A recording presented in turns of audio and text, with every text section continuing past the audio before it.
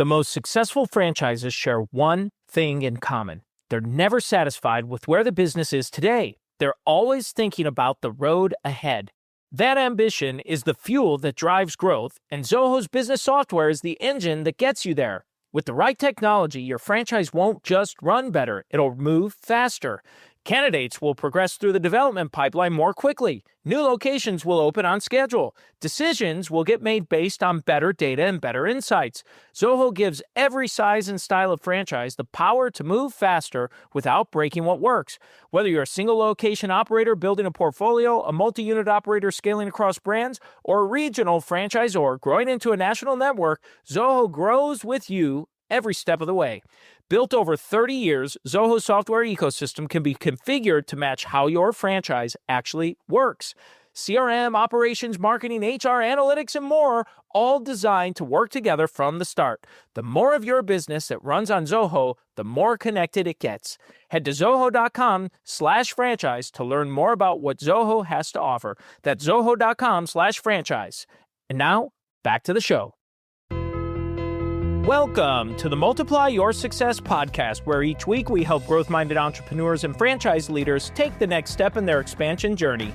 I'm your host, Tom Dufour, CEO of Big Sky Franchise Team, and as we open today, I'm wondering, do you have a B2B offering in your business?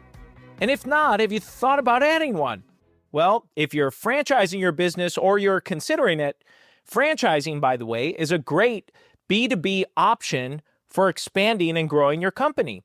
And our guest today is Jermane Cheathem, and he shares with us some insights into B2B selling. Now, after building a successful finance firm, Jermane realized traditional growth models were broken and decided to focus on a simpler question. Why do high performers still feel boxed in by time, effort, and complexity? You're going to love this interview, so let's go ahead and jump right into it. So I'm Jermane. My company's Creators Learn, and I guess I'm the chief creator. Fantastic. Well, Jermane, one of the reasons I was interested in having you on the show is really your specialty working specifically in a B2B sales type of environment. And it's one that I think very often goes either overlooked or not considered, especially in my world that I live in the franchise space, because so many people, when they think of franchising, they think of, oh, you must be a restaurant or a hotel is oftentimes what people think about. As of the last 90 days of this recording, the number 2 category for the most leads generated is business services and services targeting and doing business to business types of transactions. I'd love for you maybe just from a high level to talk a little bit about this idea of B2B sales and how it might be different from a B2C type of environment. Well, they're vastly different. I've worked in both. And once I tasted B2C and then I tasted B2B, I never would go back to B2C for a couple reasons. Number one is B2B is a way more sophisticated selling environment, in business environment. However, the reason why I enjoy that more is because you're dealing with professionals. And professionals like to get things done. They don't like to get emotional. They don't like to waste time. They are about the X's and O's, the blocking and the tackling, and moving things forward. So it's just cleaner. It's more professional. It's just my cup of tea because I've worked in the B2C realm and like the emotions run so much higher because I don't know if it's a financial constraints, mental constraints, scarcity thinking, but it's harder to close those deals and actually build traction. And so they're vastly different. And you have to use 2 separate strategies when you're trying to tackle a B2C client versus a B2B client. Because if you try to tackle a B2B client using B2C tactics, they're going to sniff it out and say, this is BS, quit trying to sell me. You can't use those type of sales gimmicky guru type stuff. You can do that if you're selling a low ticket B2C stuff because the clients aren't as sophisticated. So they're totally different. I just love B2B because people have money, they care about the bottom line, and they get things executed as soon as possible because literally whatever I'm supplying should help me run their business and vice versa. So it's like a 2-way street where 2 entrepreneurs or 2 business people are trying to help each other grow by helping each other with their unique special service or product. What came to mind for me is thinking of this B2C and converting it to a B2B type of an environment. And it made me think of some B2C well-known types of brands. I was mentioning food, and it made me think of ice cream and restaurants and things like that. And very often there are opportunities in these types of situations for a B2C, a restaurant. We'll just use that as an example to offer services to a B2B environment, maybe catering. And I find that many tend to struggle, many franchisees that are in that environment, they struggle with some of that conversion of what you're saying from that B2C to a B2B type of an environment. And for the franchisor that might be listening into this, maybe they have a B2C play, but it's time for them to add a B2B component. There's an opportunity for them to add this catering or some type of other services that expands their reach outside of their traditional market. How do you, I guess, help or work with some of your clients or advice you might share and maybe building a B2B environment? Is that something you've worked through? Yeah, I always try to get people to shift from B2C to B2B. And so I think the people that struggle with that transition, typically it's a mental block. They feel comfortable selling to a consumer because they feel like, for whatever reason, they have the power. They have the upper hand. The consumer needs my thing. If it's a restaurant, they want my dish. They want my recipe, right? They need this. They're hungry. When they try to reframe it into a B2B transaction where now I'm selling my stuff to a catering company that's doing corporate 500 events, they don't necessarily need me. They have optionality. They're bigger. They're more prestigious. They're more resources. They have more income. They have tiers of different decision making I have to deal with, from corporate to different stakeholders.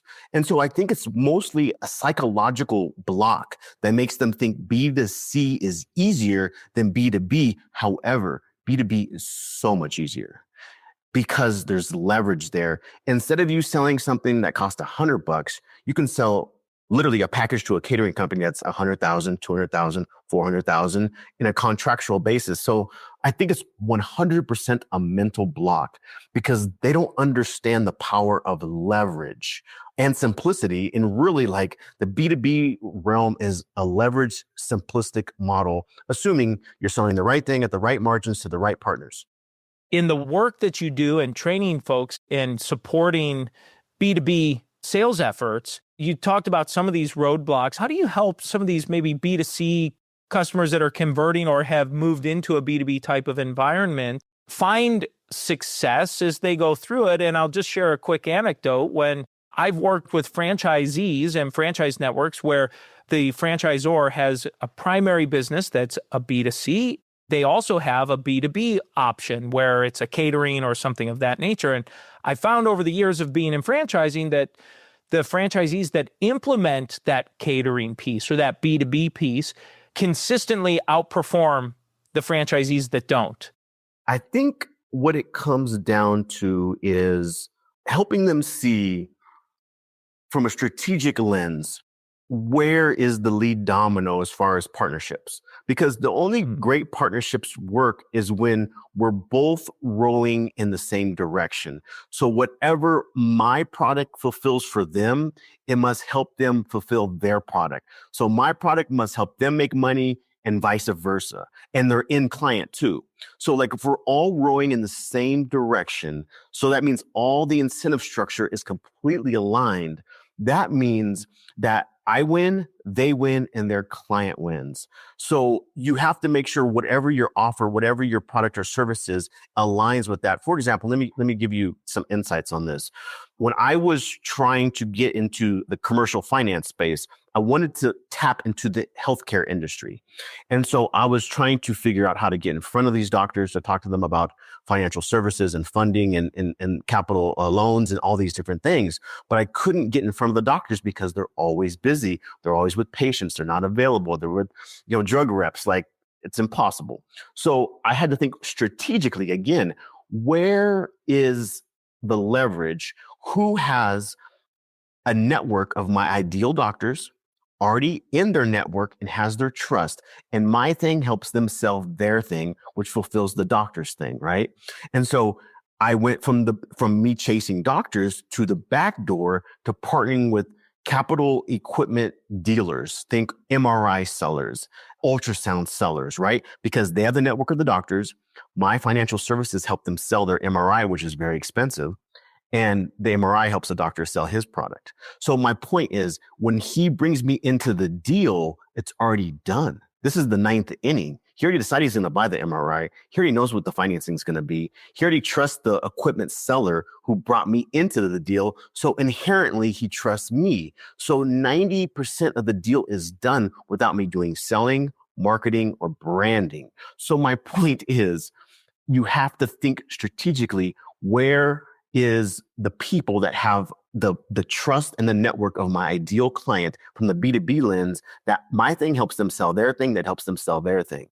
Okay, that is very, very well said and really helps crystallize some thoughts in my mind. Listening to you talk, it made me think of some clients I've worked with recently that are in similar types of an environment of what you talked about. In some instances, they're brokers selling some products to other businesses, similar to what you described. You mentioned kind of thinking strategically to try and find these other partners that are involved. And so you're aligning strategically with them.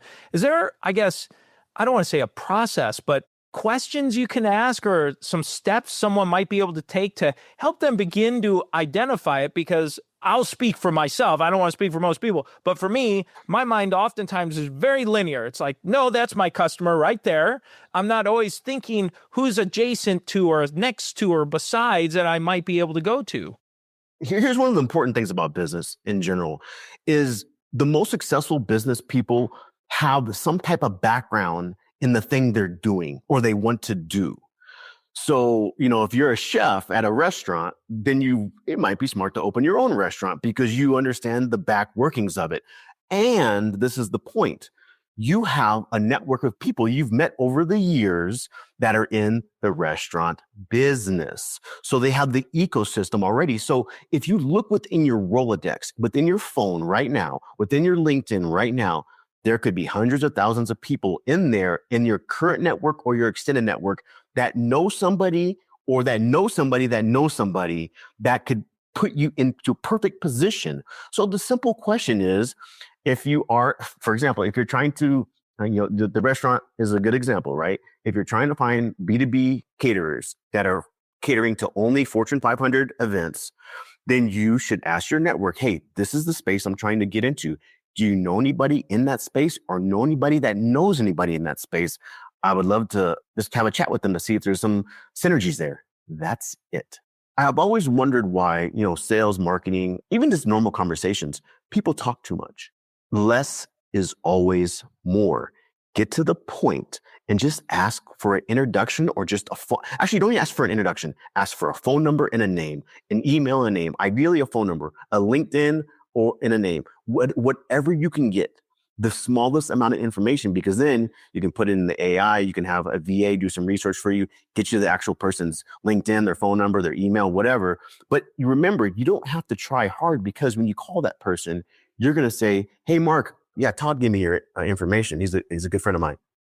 So again, it's warm. Oh, Todd gave you my number. Oh, cool. Yeah. What's going on? So I understand you're in the B2B catering space, blah, blah, blah. I'm trying to get into it. Do you know, like, what would be a good first step for me to try to develop a, headway in that market? So it's like, it's not rocket science. I think most entrepreneurs and business people, we make things bigger than they really are, but really business is done with other people. That's it.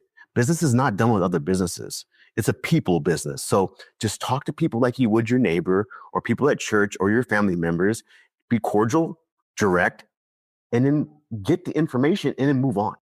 It's funny. I don't want to say it's funny, but it kind of is to hear what you said. It's like, yeah, that makes so much sense. And yet, so many of us, myself included, tend to overthink it, right? Finding ourselves not doing anything or blabbing on like I am in this interview right now as we're talking through all of that. So some franchisor is listening into this and they maybe are in a B2B space or they're adding a B2B component into their program. Well, inevitably now they have franchisees that they have to train on this B2B sale. how they go through it, what they do.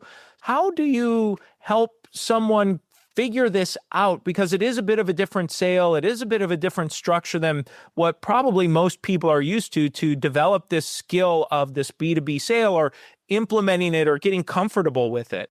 Well, actually, it's quite a bit easier than a B2C sale because you got to remember if you set it up correctly. So let's start with square one. Let's start with the basics. Let's start with the core, the foundation. If I'm in Arizona and I'm trying to set up a restaurant B2B catering situation with another caterer, right, in Fortune 500 space, why am I calling people in Texas or New York? Start with your backyard because there's no like and trust there. They're familiar with you. Oh, you're from Phoenix too. Oh, great. Did you see the Suns game? Blah, blah, blah, blah, blah. Always start in your backyard, number one. And then you leverage your backyard to go to other jurisdictions. That's number one. Number two is if you set it up correctly where everyone's rowing in the same direction, you don't have to sell them on your restaurant because you have to remember they need your product to sell their product. Don't talk about your restaurant. Don't talk about your recipes. Don't talk about your unique selling proposition. Become friends with them. That's it. The restaurant, the product, the service is the last thing you talk about.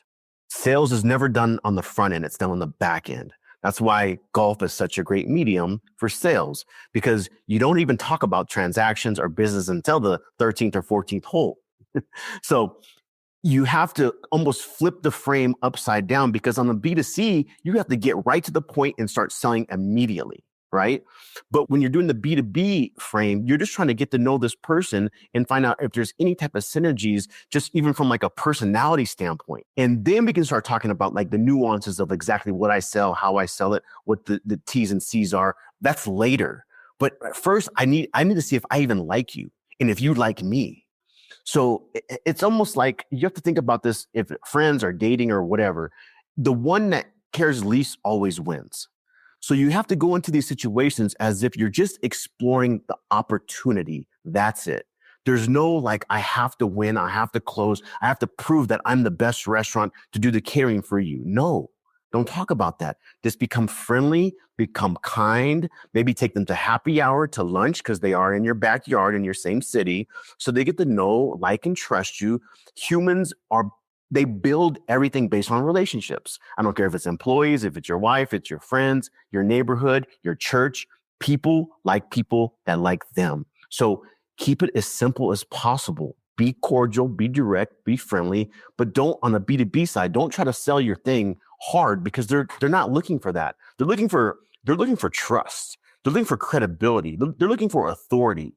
On a B2C side, they're not looking for, they might be looking for that, but it's like a totally different frame. So that's the clearest way I can articulate like the difference in how I would go about developing a B2B network. Jermane, how can someone get in touch with you, learn more about what you're doing? Best place is LinkedIn. That's where I'm extremely active. So send me a DM. I do have a 2-page leverage map. And so it shows you the nuances of leverage and simplicity in business. And it'll actually walk you through this. So DM me the word leverage or just say, hey, I saw you on Tom's podcast. I'd love to chat more and see if you can help me out. So LinkedIn's my spot. Jermane, this is a great time in the show. We like to ask every guest the same 4 questions before we go. And the first question we ask is, have you had a miss or two on your journey and something you learned from it? Yeah, I have I probably have like 6 to 7 misses per day. I have amnesia when it comes to misses because I don't believe in failure. I just believe in data. And so every day there's missteps. Every day there's something that didn't work, quote unquote, didn't work. But really, again, it's about reframing all this. It's just data to know what to do tomorrow. I don't have any particular ones because like, who's to say what's more important of a misstep? Because you don't know what the lead domino of the misstep was. You never know what was the thing that pushed it completely over. So I'm gonna take a pass on that one, Tom, and say I turned the page very quickly. I love it. I love it. Well, let's talk about a make or a highlight or two you'd like to share. I think the cool thing about my life is I always wanted freedom. And so I realized, okay, how can I get to freedom? And I thought sales would be my way, right? You know, I could make money, I could control my destiny. And that was beautiful until I realized I was an employee. And then I was like, okay, I'm still, I make good money, but I'm still trapped within this ecosystem, this comp plan that I can't get out of. And so then I became an entrepreneur and I realized, oh man, this is freedom. This is real freedom. I could travel around the world. I worked a couple hours a day. I had all this leverage, all this simplicity, these reoccurring deals that would come my way without me working. It was just easy. But then I realized, what's the point of life if you don't help other people get freedom? We keep it a secret. And so I realized like the real fruit, the real fulfillment in life comes from helping other hungry entrepreneurs embody these philosophies and these actually tactics and these strategies and implement them in business and then build their own freedom vehicles. And now they're buying homes, buying their dream cars, making 50 grand a month profit. And they're just like, I didn't know this was possible 3 years ago. And so that is really like what it's all about. Well, and Jermane, the name of the show is Multiply Your Success. And so we like to ask, have you used a multiplier to multiply yourself personally, professionally, or organizations you've run? Yeah, I multiply myself by partnering with strategic people that can bring me deal after deal where they sell the deal for me and it helps them sell their thing. That is the ultimate leverage and multiplier. Very, very good. Well, and the final question we ask every guest, Jermane, is what does success mean to you? Laying your head down at night and realize you gave it everything you could. And you made mistakes, but you learned from them. You didn't back down from the chatter in your head, the fear, the apprehension. Maybe you had to take a 5-minute, 10-minute walk to deal with whatever you had to deal with. But success is like whenever you face your fears, your demons, your apprehensions, and you try anyway, regardless of the outcome, that's success. Very, very good. Well, as we bring this to a close, is there anything you were hoping to share or get across that you haven't had a chance to yet? One thing I love about entrepreneurs is it's the loneliest, most dark place you can ever be in life. I mean, maybe besides war, but I have so much respect for entrepreneurs because they're in the arena. And so always remember, regardless of what the scoreboard looks like, as long as you're in the arena, you're winning. And as long as you never give up, you can't lose. You'll figure it out because the data will start to stack and compound. And like literally, it's impossible to lose as long as you don't stop fighting because you're going to start learning what works, what doesn't work. And over time, these little 1% improvements and changes change your trajectory. It might take 6 months, it might take 6 years. But if you don't stop, you cannot lose. Jermane, thank you so much for a fantastic interview. And let's go ahead and jump into today's 3 key takeaways. So takeaway number 1 is when he talked about having a B2B context for a product that you can sell or work with. And he said, when you're thinking about selling a B2B, it needs to be focused on a win-win-win. A win for the client, a win for them, a win for you as a franchisor. The way I think of this is it's the beauty of this triple win idea for franchising, right? When you're selling franchises, as an example, it needs to win for you, for your franchisees, and for the customer. Or if you're producing something that's new for your franchisees to be offering as a new product offering or service offering, well, it needs to win for the customer, a win for the client, or for your franchisee. And for you, it's got to be a win across the board. Takeaway number 2 is when he talked about how you get started in these kinds of sales. He said you get to look at your existing network. It's the perfect place to start. And he said, when you're selling or marketing in these areas, less is more. He said, business is done with other people. He said, be cordial, be direct, ask questions. And the key here is to listen. And takeaway number 3 is, he said, when you start a B2B business or start even selling franchises, he said, always, ideally, start in your backyard. Start in your backyard. Start with your friends. Start with synergies, old colleagues, old contacts that you've had. It's important to start with people that you can build a working relationship with. And remember, it's not trying to get a quick win or manipulate or anything like that. It's really about leveraging relationships that you've built over time to help support you. You're just asking information and listening, and maybe they might refer you to someone who knows someone. And now it's time for today's win win. So today's win-win is really this idea of finding a business-to-business play or a B2B play for your business, or if you already have one, being more effective with it. And by doing that, it will make your business better. It'll make it better for you, for your franchisees, for your network, for everyone involved. And so that's the episode today, folks. Please make sure you subscribe to the podcast and give us a review. And remember, if you or anyone you know might be ready to franchise their business or take their franchise company to the next level, please connect with us at BigSkyFranchiseTeam.com, where you can schedule your free, no obligation consultation. Thanks for tuning in, and we look forward to having you back next week.